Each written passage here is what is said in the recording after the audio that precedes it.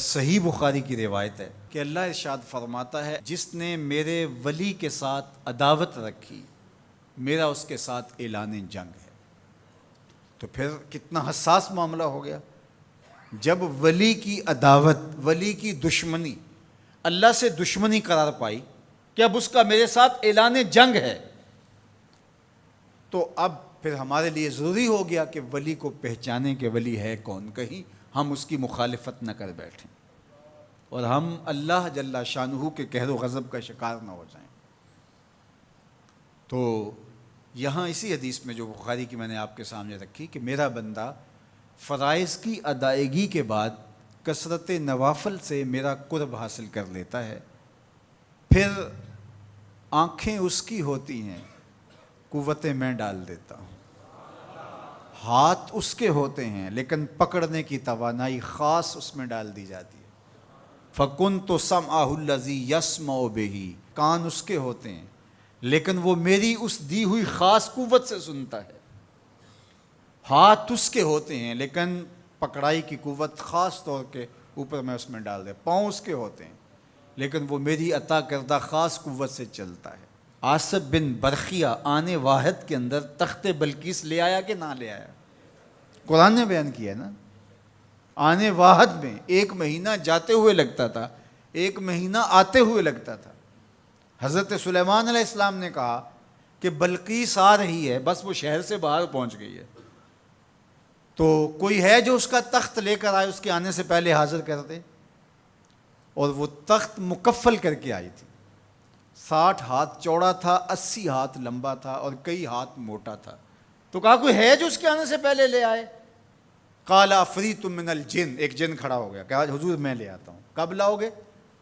کہا کہ مجلس برخاست ہونے سے پہلے پہلے تخت آ جائے گا۔ بڑی بات تھی، لیکن سلیمان نے کہا نہیں، مجھے اس سے بھی پہلے چاہیے۔ کیا شان ہے، پیغمبر تھے، کہا مجھے اس سے بھی پہلے چاہیے۔ تو پھر کیا ہوا؟ قرآن پڑھیے، قال الذی عندہ علم من الکتاب، جس کے پاس کتاب اللہ کے علم کا کچھ حصہ تھا۔ زبور ساری کا عالم نہیں تھا، زبور کی کچھ آیتوں کا عالم تھا۔ اس نے کہا انا آتی کا بہ، جی حضور میں لے آتا ہوں۔ یہ تو دوپہر تک لا رہا ہے، تم کب لاؤ گے؟ کہا قبل ان یرتد الیک طرفک، آپ آنکھ بعد میں جھپکیں گے، تخت پہلے پڑا ہوگا۔ یہ قرآن نے کہا ہے نا۔ اور ابھی حضرت سلیمان نے آنکھ جھپکی نہیں تھی تو تخت سامنے پڑا تھا۔ جب اس کو دیکھا تو بے ساختہ کا ھذا من فضل ربی، یہ میرے رب کا فضل ہے جس نے میری دہلیز کے ایک خادم کو یہ طاقت عطا کی ہے کہ 1 مہینے کی مسافت سے اتنا بڑا تخت آنے واحد میں آنکھ جھپکنے سے پہلے حاضر کر دیتا ہے۔ آنا آتی کا بے ہی، لفظ سنیے، آنا میں، آتی کا آتا ہوں، بے ہی اس کو ساتھ لے کے، یعنی میں ابھی گیا اور ابھی آیا اور تخت بھی لے آیا، اور وہ وہاں سے غائب بھی دکھائی نہیں دیا اور تخت بھی وہاں موجود تھا۔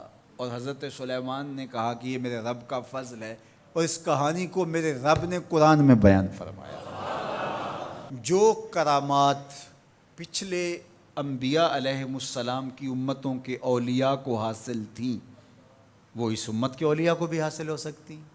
جس طرح حضور نبیوں سے افضل ہیں، حضور کی امت باقی امتوں سے، اور حضور کی امت کے اولیاء باقی امتوں کے اولیاء سے افضل ہیں۔ تو جب ان کی یہ کرامت ہو سکتی ہے کہ آنے واحد میں تخت بلقیس لا سکتے ہیں، تو اگر اس امت کے کسی ولی کی ایسی کرامت بیان کی جائے تو اس میں طبیعت میں بے چینی کیوں پیدا ہو؟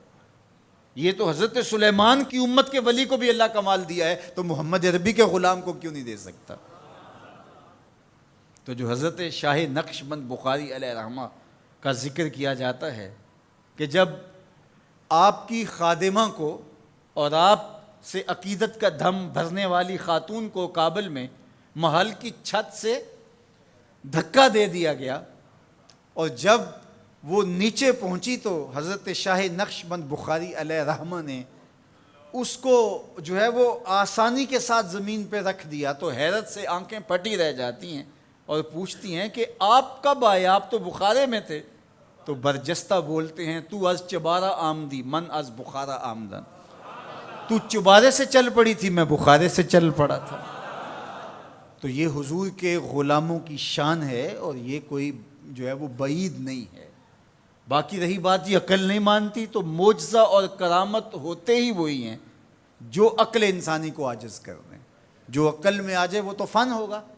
ما یعجز بہ العقل، عقل کی جہاں پہنچ نہ ہو، جو ظاہری اسباب سے ماورا ہو، جو چیزیں ما فوق الفطرت ہوں، تو انہیں ہی تو کرامت، قدرت یا معجزہ کہا جاتا ہے۔ اور اگر وہ عقل اور فہم اور ادراک میں آ جائیں تو پھر جو ہے وہ کیا ہو۔ تو اس کی نظیر ہمارے پاس قرآن میں موجود ہے۔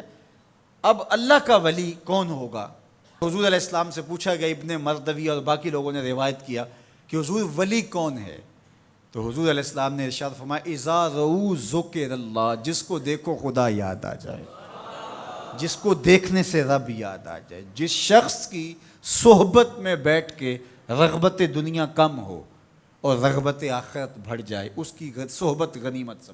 اچھا، قرآن نے جو ولی کی علامت بیان فرمائی وہ یہ ہے، الذین آمنوا وکانوا یتقون، یعنی ولی کی جو علامتیں ہیں وہ ایمان اور تقوی ہے۔